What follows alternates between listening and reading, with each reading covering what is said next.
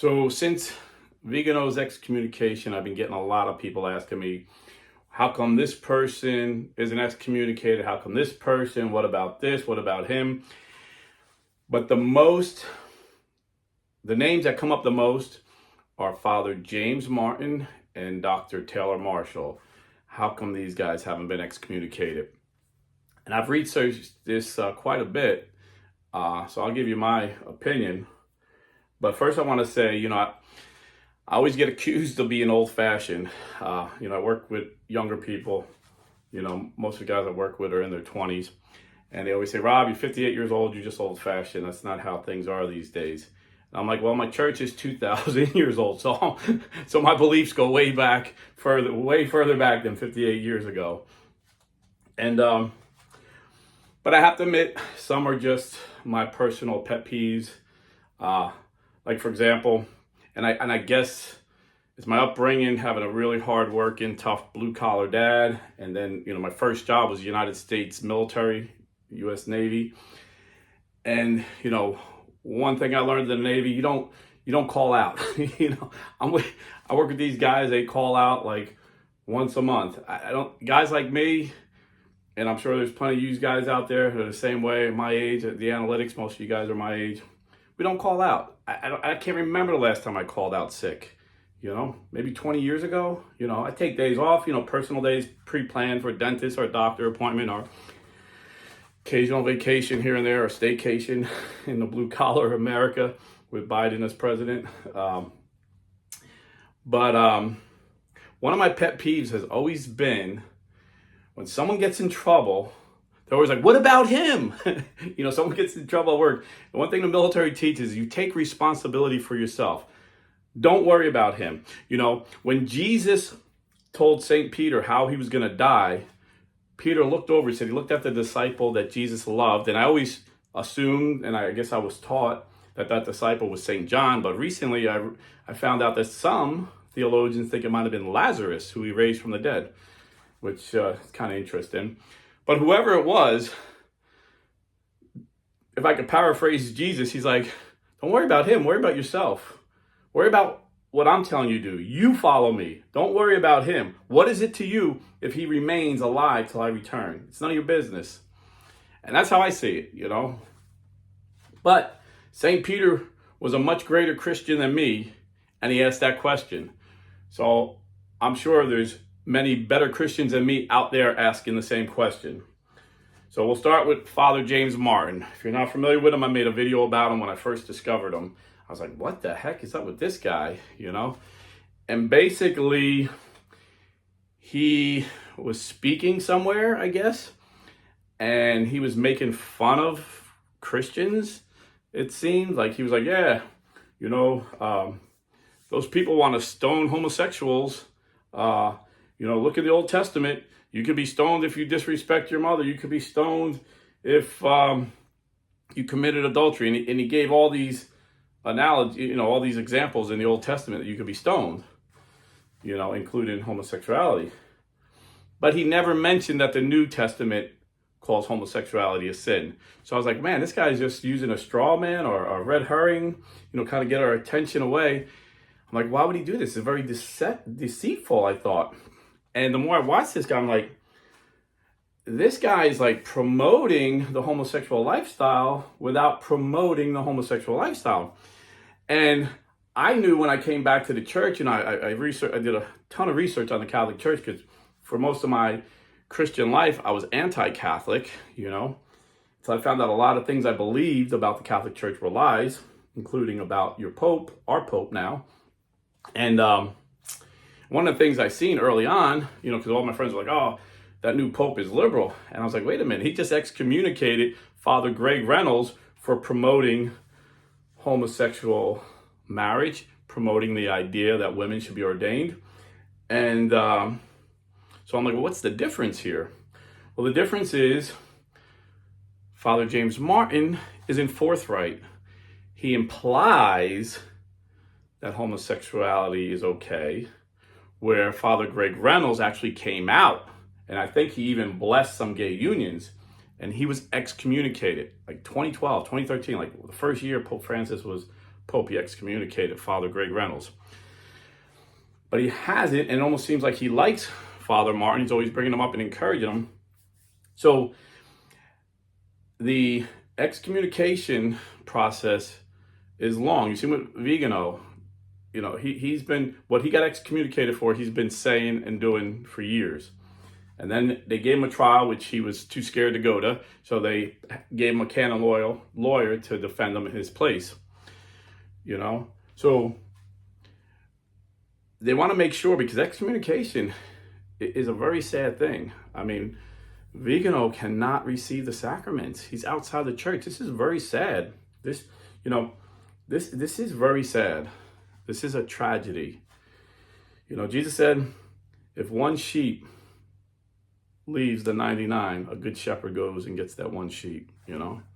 We got to pray for Vigano. He's that lost sheep. Pray that the Lord is able to convince him to come back into the fold. But why not James Martin? And why does it seem like Pope Francis likes him? Well, Pope Francis is all about mercy, reaching people that no one else reaches. He spoke to me when I was an evangelical in my language. He speaks to the homeless in their language. And maybe his mercy speaks to the homosexual he's trying to get. He even said, I'd rather have a homosexual close to the church so we can get them to reconciliation. People will say, oh, he never tells them to repent. Well, that's how Catholics repent. We go to reconciliation, But again, James Martin seems to be promoting this lifestyle without promoting it. You can never, I even got his book and read his book, Come Forth. And I didn't read it very charitably, even though I tried to have an open mind. I read it very suspiciously, expecting to get a gotcha and highlight it and show you guys. And if you want to see my review, there was no gotchas in there. But again, sometimes it's not what you say, it's what you don't say. The media lies so much by what they don't say, And like, here's one thing he writes.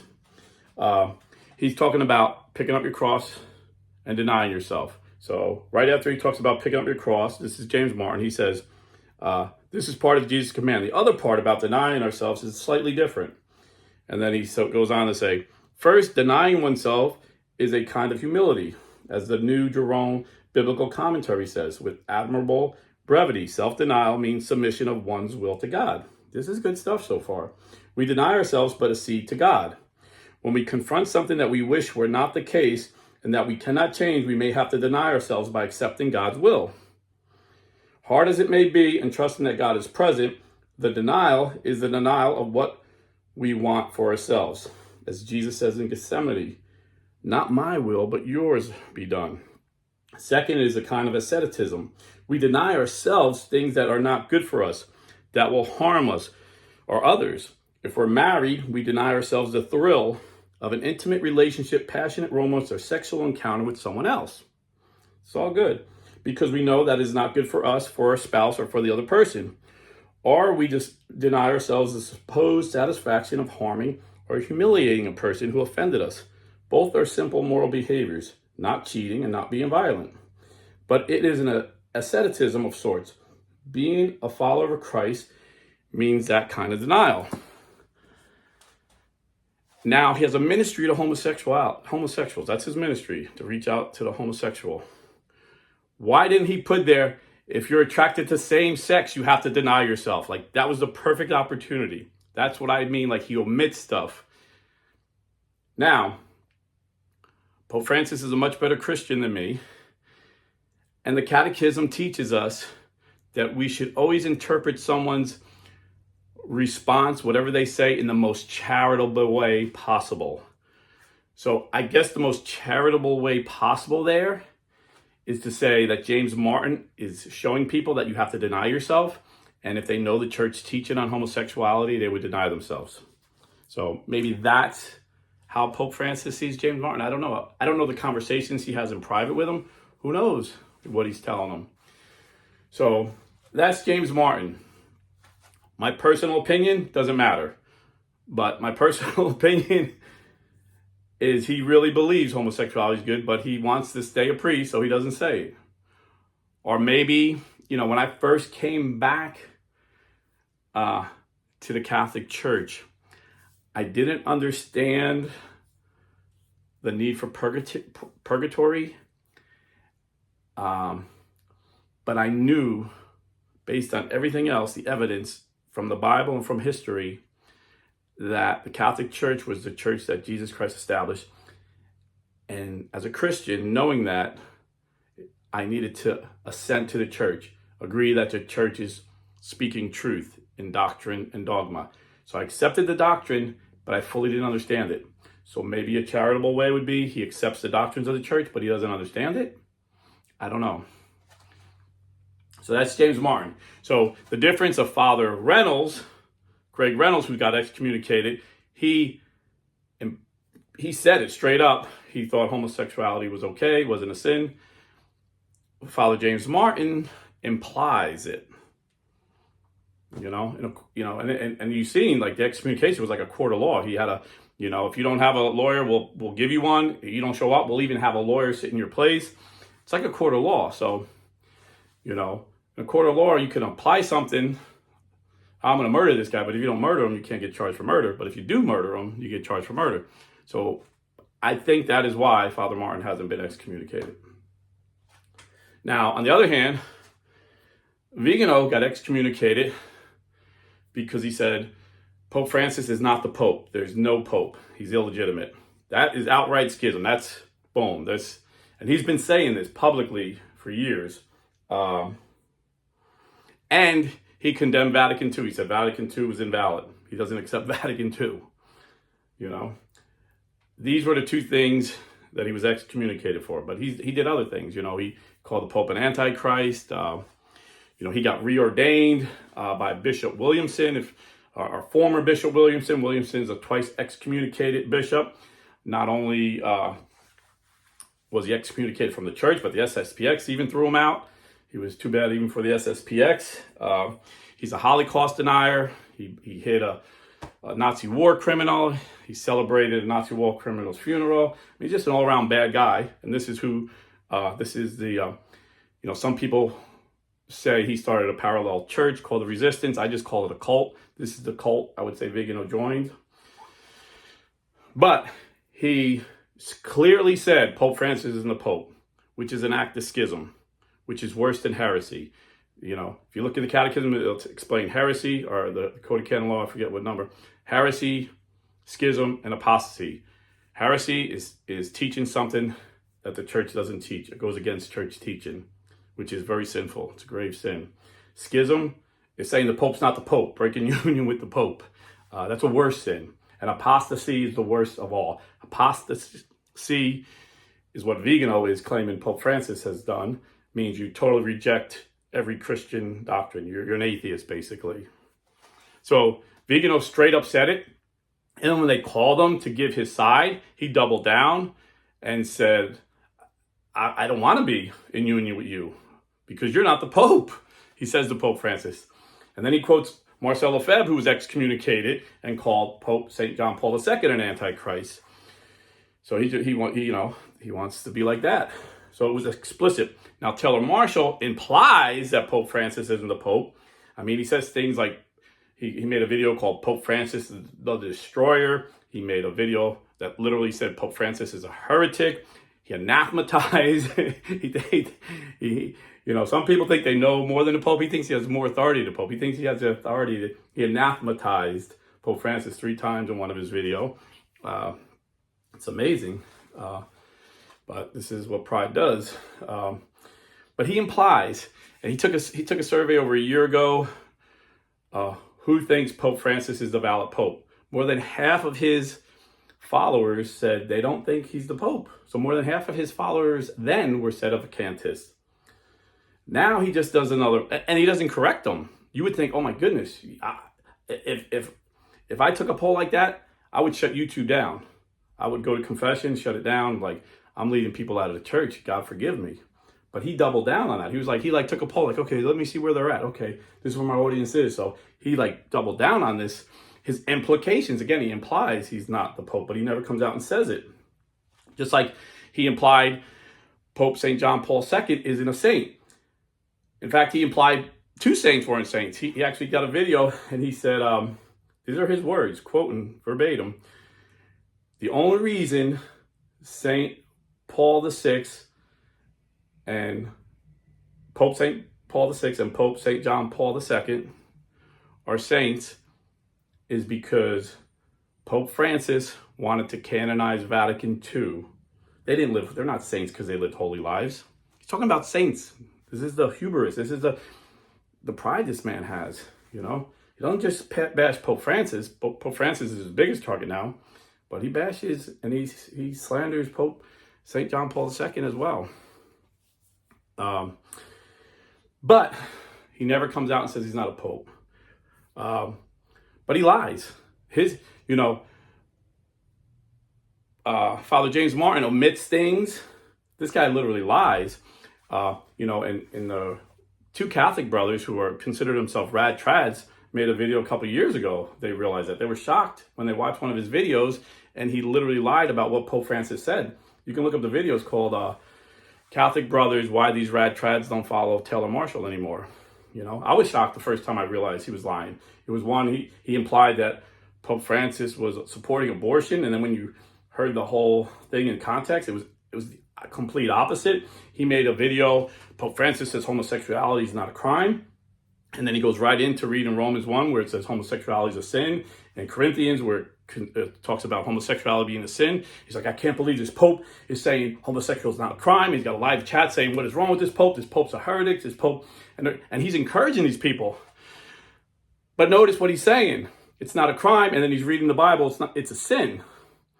So I look up Pope Francis's quote, and the context was he was talking to Muslim leaders that were killing homosexuals just for being homosexuals, or one mother said her son was feminine because he didn't have a dad, but he wasn't gay, and they killed him. So Pope Francis is trying to tell these Muslim leaders, stop killing people just because they're homosexual. And his exact quote was, homosexuality is a sin, but it's not a crime. So Taylor did the same thing that Father James Martin does. He cut off the first part and just read the second part. And then he did it in the video where he called him a heretic. He quoted some pope who said that unbelievers are, those who reject the faith are not in communion with us. And he says, then he reads Pope Francis's a long statement talking about we're in communion with these people. But then I read the statement and he left out an entire sentence.